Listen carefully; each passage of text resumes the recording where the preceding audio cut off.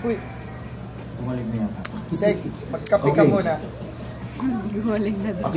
Sister Len, paki-try lang si Excuse na po. yung ang gusto kong talakayin sa seed ito. Dito sa end time, at kasharing ko si Andrew Durano, yung kilala niya yan. Kilala niya ba? Meron sa end time, ang paliwanag talagang Calvinistic na Calvinistic. Ipapaliwanag ko din Calvinistic, no? Parang lahat Diyos ang nag-decide. Wala kang sarili mong desisyon. Wala kang contribution. Wala kang tanggap. Parang tamang term, robot eh. Siyempre ayaw niya tanggapin yung word robot, no? Parang dinoktor na lang. Sinusian ka lang. Diba? Tapos tatanggap ka na lang. Ganon, halos karamihan ng end time ganyan magpaliwanag sa predestination, sa seed. Ngayon, may tanong ako kay Andrew. Paano batayan ng Diyos kung ikaw ay liligtas, mafo-foreknowledge, predestined? Sabi niya, pag may bini ka, diba, normal na sagot sa end time yan. Pag may bini ka, predestinado ka, foreknown ka. Paano pag wala? Tapos may pangalawang tanong ako eh. Namimili ba ang Diyos sino yung may binhi? Sino yung wala? Ngayon, Paano siya nagkaroon? ang sagot niya, parang malapit sa unawa ko, pero naintindihan ko na hindi exactly. Kaya ka may binhi, kasi makikinig ka sa kanya, tatanggapin. For knowledge. Makikinig ka sa words niya. Hindi yung ganda. Sabi ko, hindi parehong unawa natin. Na, kaya ka foreknown dahil makikinig ka sa kanya. Sabi niya, hindi. Nilagay mo yung karetela sa unahan ng kabayo eh. Ang ibig niyang sabihin ganito, makikinig ka kasi may binhi ka. Hindi robot pa rin. Ito yung tatalakayin ko. Ito yung gusto kong i-share. Kasi maliwanag ang Bible, maliwanag din yung propeta. At yung extreme na paliwanag, sasabihin ko extreme kasi totoo pero kalahati. Hindi mo na buong istorya. Magmumukhang unfair ang Diyos. Okay? Ito yung patas. Ang binhi mo, hindi Diyos na basta na lang namili by discrimination. Alam niyo yung discrimination? Nepotism, nepo baby. Bias ang Diyos. Pag binasa mo yung Romans 9, mukhang bias ang Diyos. Pero kung ipapatas mo yan, kailangan kumpletuhin mo. Pag basahin mo yung 8, may verse sa 8, whom He did foreknew, them He did predestinate to be conformed. Hindi ka diretso predestinate. Na-foreknown ka muna. Pag foreknown, hindi Diyos nag-doktor dyan. Ang gusto lang palabasin yung foreknown, doktor din eh. O parang ginusto lang ng Diyos eh. Hindi ginusto ng Diyos kung na inalaman niya. Nalaman mo, yung anak mo nagnakaw. Ginusto mo ba yan? Nalaman mo lang eh. Nalaman mo na pag nalaman ng Diyos, hindi niya kinontrol yan. So ito na yung paliwanag ko sa seed. Di ba namatay si Kristo para sa katauhan? Hindi sa ilang bride lang. Pero sino yung nagpaliwanag na para sa ilang bride lang? Galing yan sa Calvinist. Galing yan sa Tulip. Kilala mo yung grupo nila, no? Baptist, etc. O Reform. Hindi ako against sa paliwanag na yan. Pero yan ay beyond time. Alam niyo yung beyond time? Kung magdodrawing tayo, yung Diyos, beginning to the end, meron akong illustration. Kuha nga, Sister Joanna, meron ng beginning to the end doon sa pinakaharap na packet. So, yan. Punin mo. Sige, ladlad mo. Ladlad mo dyan. Isa lang. Ito, kunwari yung beyond time and in time. Pumunta ka na rito. Yan, nakikita nyo, no? Patalikod. Ito ang, paluin. Okay, tignan nyo lang. Talikod ka dyan. Ito yung beginning to the end. So, halimbawa lang to ng in time and beyond time. In time, God in time, may nangyari sa loob. Nagsisi ang Diyos, nakipag-bargain ang Diyos. God beyond time, labas dito. So, pwede mo sabihin, lahat yan ang buong logos ng Diyos. Ngayon, pati na rin yung lahat ng maliligtas, lahat ng mga pinili, at lahat ng magre-reject. Kasama sa logos yung ma-impyerno, yung mapapahamak. Okay. Namatay si Kristo para sa buong sangkatauhan. Ito yung foreknowledge din ng Diyos. Alam na ng Diyos kung sino yung tatanggap. Hindi niya dinoktor sino yung tatanggap. Nalaman lang niya. Doon papasok yung seed. Bakit?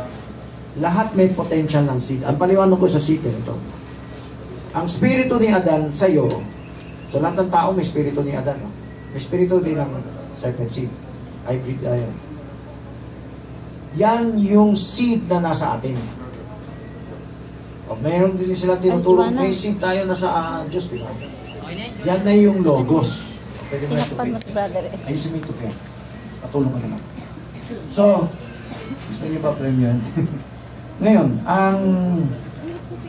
ang seed na nasa Diyos, hindi yan concrete. Di ba may end time nagtuturo, parang damit mo yan, susuotin. Hinihintay natin yung damit natin sa taas na susuotin. Pero gusto ko yung paliwanag yung part dito sa isang dyaryo. In God's mind, there's a great gallery. The Arteo Panibali is God's great gallery in heaven, in His mind. Ewan kung ganyan ba unawan niya. Pero meron kasing end kung magpaliwanag, parang damit. Susuotin mo yung damit. Pag nasuot mo yung damit, glorified body ka. Iba pa yung damit na yan dun sa ano mo, katawan mo. Ang unawa ko dyan, yung katawan mo pag nag-glorified, nakita na ng Diyos yan. At yan yung katawan na mo sa taas na naghihintay. Paano naghihintay? Ikaw, glorified niya yung katawan mo. Pag naging glorified ka, yun ang final product na nasa mind niya. Yun din ang seed. Ba't ka nag-glorified? Kasi nakita niya, by foreknowledge, tatanggapin, mananagumpay ka. So, yung seed na nasa atin, Adamic seed, spirit ni Adan yan. Ngayon, di ba may turo si Barbanam, white dog, white wolf, black wolf. Kung ano yung pakakainin mo, yan ang lalakas. So, may mga tao sa mundo, kahit na tinulungan na ng Diyos, ayaw pa rin niya tumanggap. Paano mo nalaman yun? Tinulungan mo na, ayaw niya maging berian. No? Hindi, paano nga malaman yun? Hindi, ayaw nga niya maging berian. Hindi na tayo titingin sa mga kriminal o mga Muslim o ano. Tumingin na lang tayo sa mga Kristiyano na ginagamit lang yung pangalan niya. Pero Nicolaita Lukuan. At sa Nicolaita Lukuan, hindi sila interesado sa progressive revelation. Hindi sila interesado sa full word, sa full present truth, message of the hour. Ang interest lang nila, sa picture, may blessing, may miracle. Sa mga picture lang. O nga, maraming ang ganun. So, ang gusto ko sabihin, may mga gumagamit din sa pangalan ng Kristo, kasama na dun. Kasama na dun sa walang binhi. Kung may binhi man, ano yung nangyari? Sinira nila, tinapon nila yung binhi nila. So lahat ng tao, potentially, may binhi. Pero, hindi lahat ng tao tatanggap. Hindi lahat ng tao pahahalagahan ng binhi na yan. May mga tao tatapon yan. Kayo nababasa niya, di ba? Tumanggap ng blessing ang wheat and tares. Kasi sa turo ni Barbanam, anointed ones, ginamit din sila dati ng Diyos. Pero in the end, hindi rin sila nagpatuloy. Hindi sila nag-burial. Ibig sabihin, nagsarado rin sila. Nag-lukewarm din sila. Umigil din sila sa word. So, sila yung nawala ng binhi. Hindi dahil gusto ng Diyos wala silang binhi. Gusto ng Diyos nakasulat sa Bible.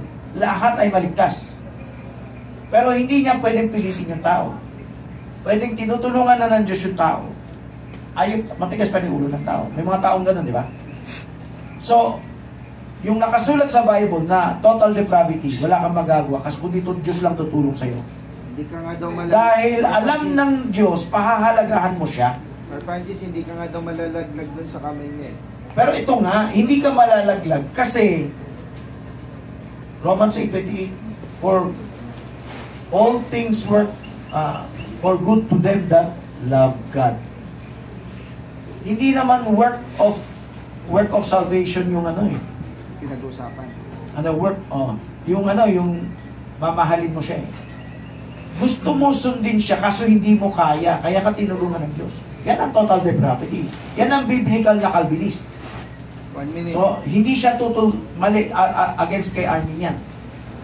Si Barbanam, sabi niya, gitna siya between Arminian and Calvinist. Ibig sabihin, may katotohanan yung Calvinist, pero beyond time. Pero another katotohanan Arminian. Ano yung Arminian? Lahat, for God so loved the world, whosoever believeth, all things, everyone is called, but few are chosen. Paano ka na-chose? And between ano nangyari? Yan ang foreknowledge. Hindi ang predestination na, bago predestination. Na foreknown ng Diyos, sa puso mo, tatalima ka. Hindi na niya pipilitin yung iba. Hindi na niya pipilitin yung iba. Ikaw pipilitin ka niya kasi dakong muli, mamahalin mo siya. Yung iba, tigas ulo, tuloy-tuloy lang. So yan ang sagot ko sa C. Ngayon, sasagutin ko yung kay Andrew Durano. Mali si Andrew Durano na basta ka na lang nagkaroon ng seed. Kasi kung by foreknowledge, Last 1 minute. kung by foreknowledge, yan ang pinaka-seed mo. Nakita ng Diyos ano yung magiging end result mo. Kaya may binhi ka sa Kanya. Tapos na yung